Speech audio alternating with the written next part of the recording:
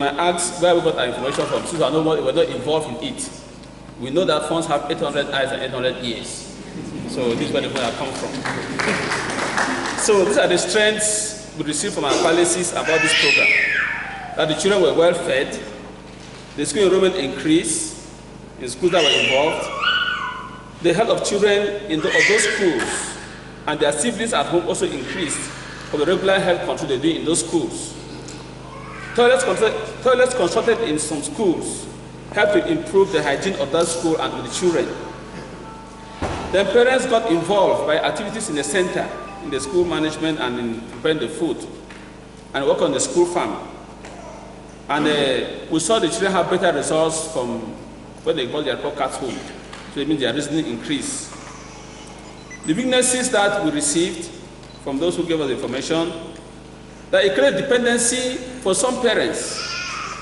Because some parents now do not find it to prepare breakfast for children, and so that they never get supper. They say, you don't chop for school now. So you get dependency. Then the treasury rulers were not involved in the program. In the conception, they came to the palaces and told the funds.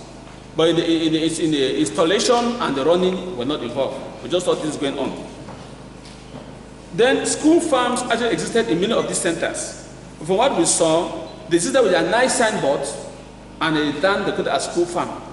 But it was not very productive, because what we saw, they could not produce the crops they needed. So they were not well managed, and they were not productive. And in some farms that produced a lot of food, there was no school barn to store those food. You had 20 bags of corn, you store it well, it was not well stored.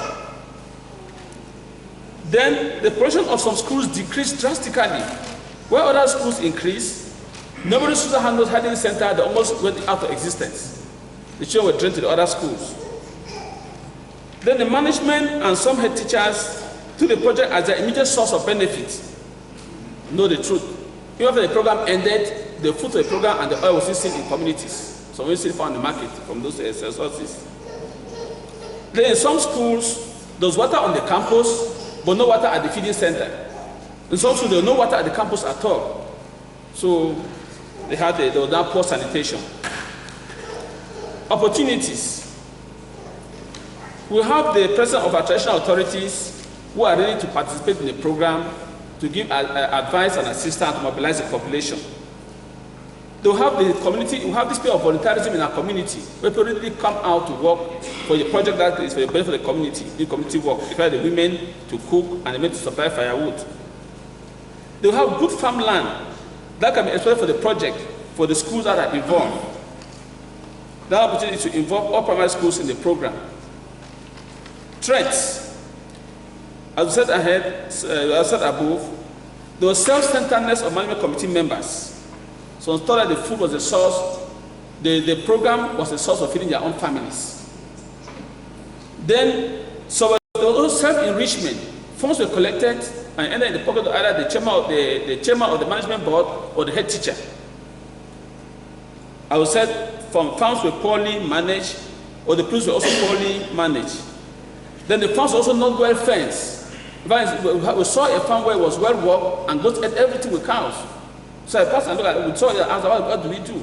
So the farms were not fenced. Then there's the process of theft. We found centers with no guard. They stock food there, there's no guard. It was not stolen, it was because maybe the people had some good feeling for the program. Seminars should be organized for teachers to update their standards and enable them to be more qualitative, especially in lesson planning. It's important for teachers of beneficiary schools to have a network that's monthly or annual meetings to share their ideas. Thank you very much. Whom had this question? How can we improve and refurbish school infrastructure? We had the following points. The community will be asked to supply unskilled labor. The PTA will be involved in some minor projects like providing utensils. The local council will be encouraged to provide some assistance like building of latrines, etc., in cash or in kind. The community will provide local material like trees and stones, if possible.